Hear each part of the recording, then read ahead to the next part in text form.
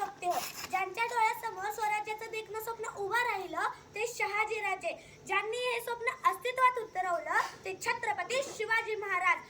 पित्याच्या स्वप्नापायी स्वतःच्या आयुष्याचं रणांगण करणारे चारित्र्य संपन्न राजा छत्रपती संभाजी महाराज. या सर्वांना अभिवादन करून मी कुमारी आराध्य किशोर देशमाने बोलायला सुरुवात करते. अहो, ज्या मातीत आपण जन्मलो ती माती कशी आहे.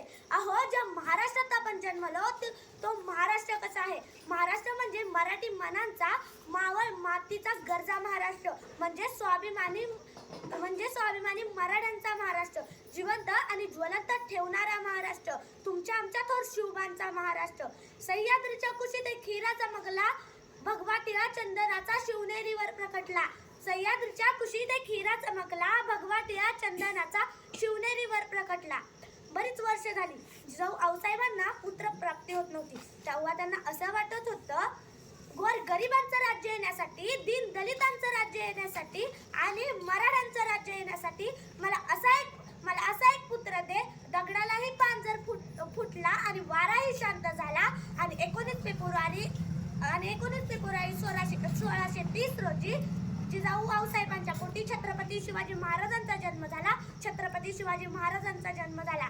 पुत्र जिजाऊ मासाहेबांना झाला, पुत्र महाराष्ट्राला झाला. पुत्र जिजाऊ मासाहेबांना झाला, पुत्र महाराष्ट्राला झाला.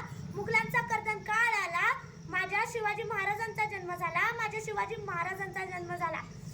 काय परिस्थिती होती शिव जन्मापूर्वी या महाराष्ट्राची. वटावर पांजूदभर मिशा होत्या. मनगटात हत्तीची ताकद होती. काळीज वाघाचं ऐन सिंहाची होती. तरी इथला मराठा दुसऱ्यांची गुलामगिरी करण्यातच धन्यता मानत होता. 5 सुलतानी सत्ता महाराष्ट्राच्या उरावर थया नाचत होता.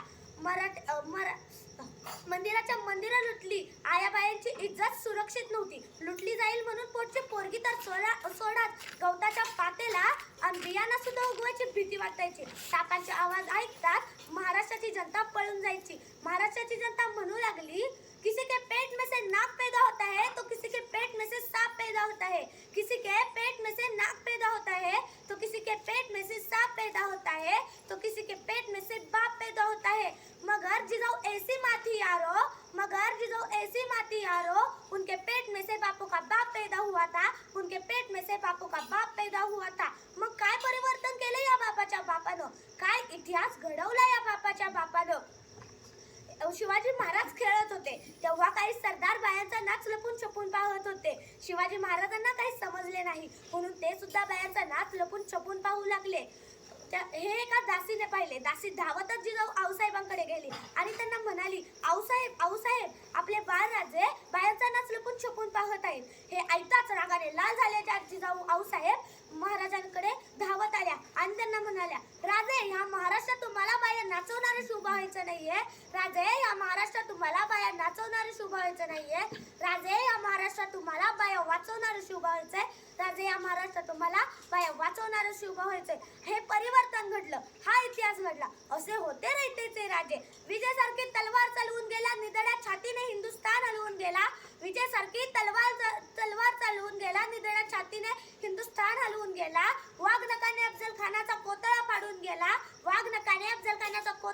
गेला. स्वर्गात गेल्यावर देवाने ज्यांना झुंकून मुजरा केला, असा एक मर्द मराठा आमचा शुभा होऊन